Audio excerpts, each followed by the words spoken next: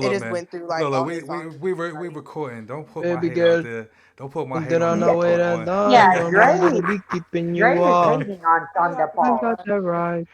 All right, we live. Since we talk about Sean Paul, we might as well talk about his little brief. Dre, I'm surprised you ain't say, well, he is an octoroon.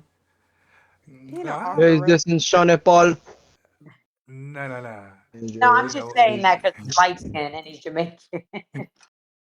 well, a lot of them niggas down there, they mix with a little bit of everything. You literally had people from India shipped in.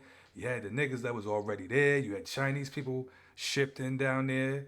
You had little, Caucasian Well, yeah, he was born down devils there, but mixed in. didn't he So live yeah. in New York? So boom. Uh, So I got the thing Not pulled with up. Let's see. that accent. You I from there can't with do that that. accent? It said he was Huh? born in Kingston, Jamaica. So he was born in Jamaica. I know that much, but I think he was raised. I thought he was raised in New York.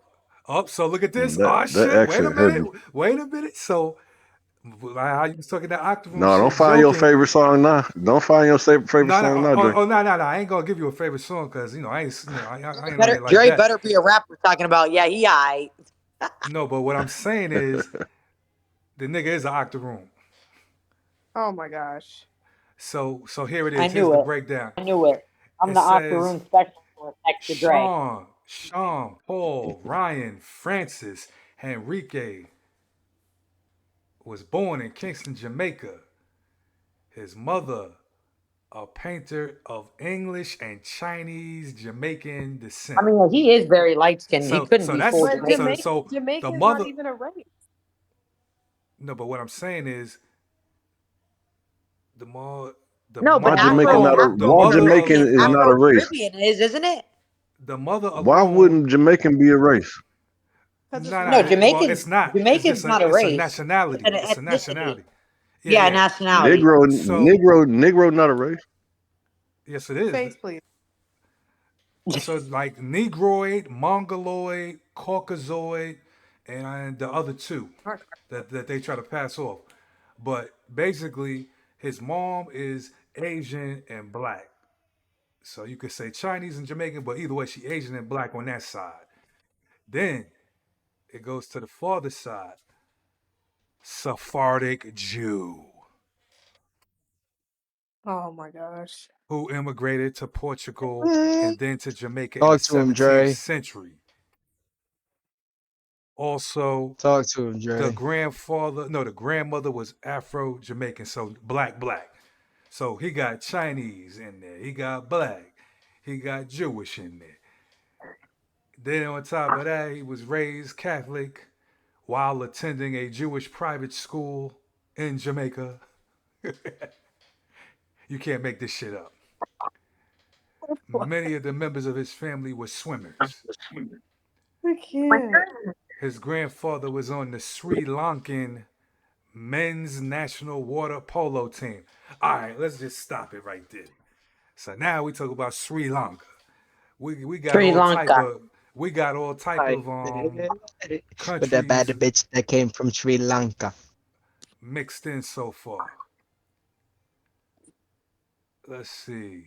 It sounded like that nigga family was just some hoes. Oh my gosh. I mean, the Caribbean is a mix though. Yeah. Oh I yeah. picture So a Jamaican Asian woman or Chinese. I What do you can't. mean? It's I just can a if that place. shit. I'm just saying them speaking sounding Jamaican. An Asian and woman then sounding Jamaican. They make them. so then fast forward. We ain't gonna go too deep there, but he worked as a bank teller and then went to some kind of school program to be in hotel management before LG.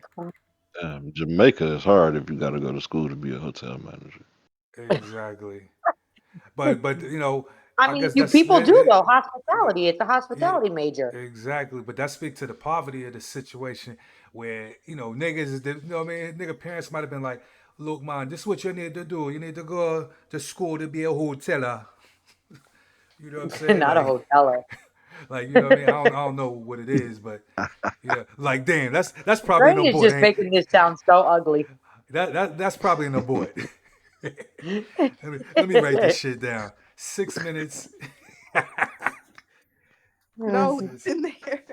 No, keep this it is in there. Let that shit all right. ride. All Keep right, that fuck it. shit in there. All right, Let it so ride, Dre. all right, yeah. You know what I mean? Dre better have So lots of money and be a rapper at this point. so fast forward 1994 through 2000, it said that his brother, no, the former manager and producer Jeremy Harding's brother told him about an open mic in Kingston, and then from there he went through there. Let's see, boom, boom, boom, boom. He ended up recording some shit, and in the process, the song "Baby Girl" was created, which I don't know. I don't even know if I even heard that shit, but they recorded a couple other little joints. He started to get some kind of local attention, and then what does it say? Whoever this nigga Paul was, no, that's Sean Paul. Wait, what the fuck? So I'm reading this shit wrong. So it says he later told headquarters, I'm assuming that's some kind of magazine down there, that his support of Paul's fledgling career. All right, so that's probably, yeah, Jeremy Harding. That's the guy who was his former manager and producer.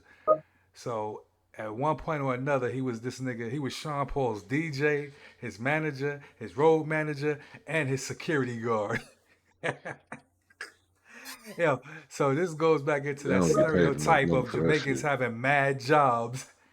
He said, "Man, I was his security guard. I was his road manager, his DJ, his producer." This nigga was everything. And then it looked like he made a cameo appearance in Belly on stage performing, I guess, for the scene where they were in Jamaica.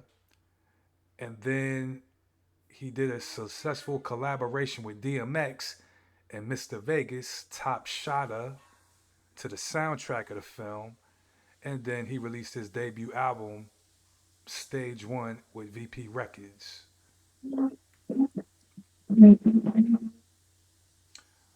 Blah, blah, blah. And then he came and I guess got the deal with Atlantic, well, VP slash Atlantic back in 2002.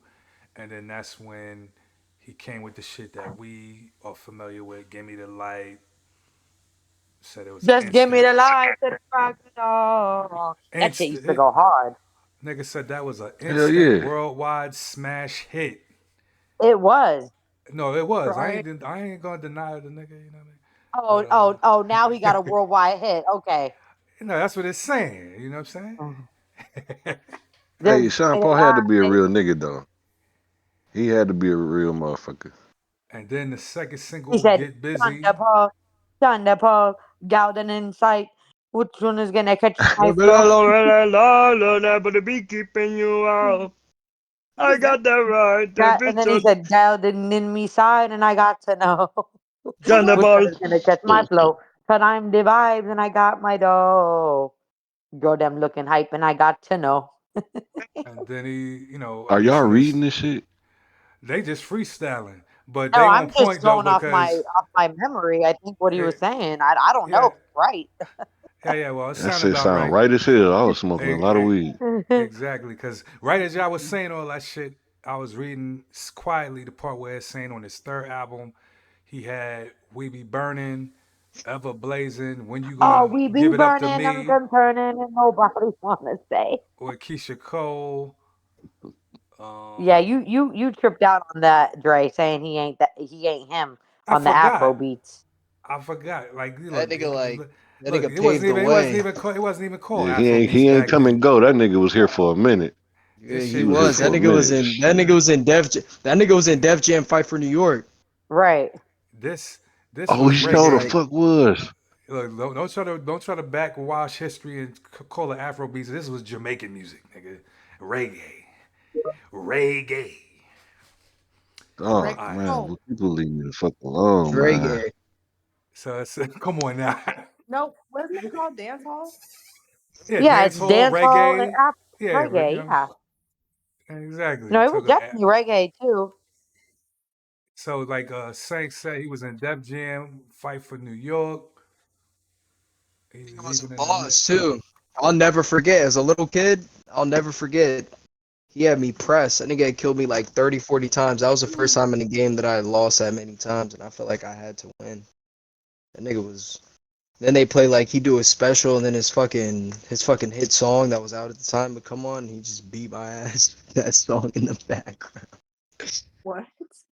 Yeah, that was the game. So it was like it had a whole bunch of different like hip hop artists, and when they do their special, their hit song would come on, or like their one of their biggest songs, and like their character would like do more damage, take less damage, and like be able to do their special move, and their special move does mad damage.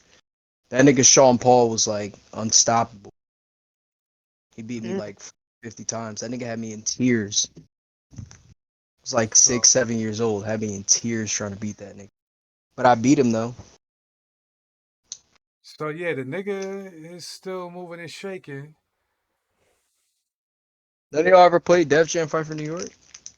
I played it back in the day, but like I don't remember it like that, you know. Never heard of her.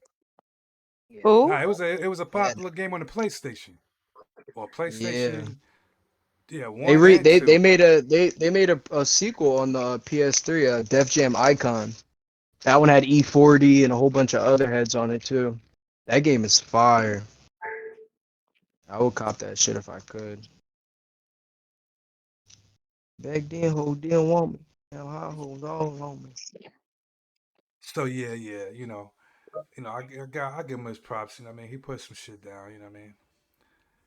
But I ain't That gonna, that that uh that sequel joint was cool because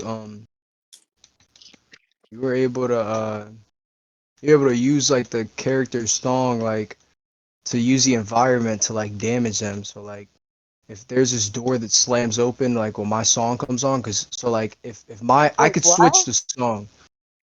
It's like a it's an interesting concept, but it's kind of hard to explain.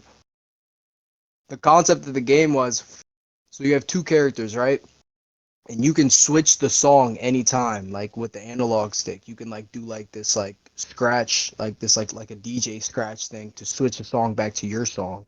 When it's on your song, you can use parts of your song to use the environment to damage them. So like if he's by a door or if he's by a window, and when the beat goes on my song, I throw him into the window and then I'll like do the DJ scratch thing and then it'll like slam into him and then it'll go to like the part where my song's beat drop goes and shit like that.